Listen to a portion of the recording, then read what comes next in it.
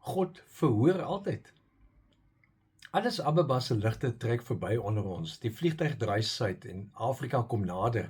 En ergens bo hierdie vasteland met moegheid in ons ledemate, maar iets warms in ons binneste, besef 'n mens, ons is terug. Dieselfde mense, maar anders. Ons het gestaan waar Paulus gestaan het. Ons het die see gevoel onder 'n skip wat kleiner is as die horison. Ons het klippe aangeraak en oor klippaaie gestap wat 2 millennia oud is. Ons het geëet en gelag en gebid en gewonder en verwonder.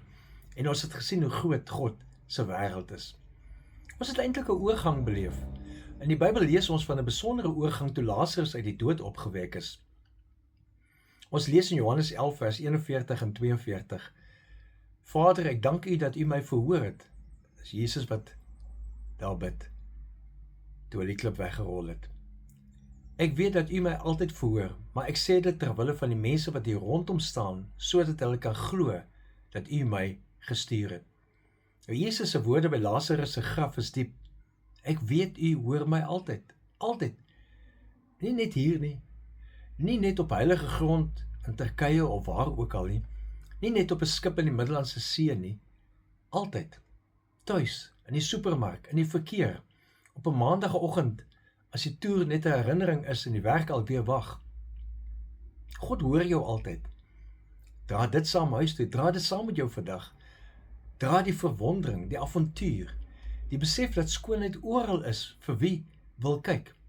Die wete dat jy deel is van 'n verhaal wat groter is as jou eie. Dis oor see, dis ook tuis. En as iemand sou vra, hoe was die toer? Dan kan ons eintlik net glimlag en rustig inasem en sê, dit was heilig. So kom ons bid saam. Baie dankie. Dankie vir elke dag, vir elke besienswaardigheid, elke toergenoot, elke oomblik van verwondering. Ons kom tuis, anders as wat ons gegaan het. En dit is U gawe. Dankie vir ons geloofsvriende en familie wat hierdie aantal dae saam met ons gereis het deur hierdie dagstukkies. Saam gebid het vir ons veiligheid. Dankie dat ons almal U kinders is en dat U ons gids is deur die lewe. Amen. Tot die volgende toeravontuur. Leef geïnspireerd.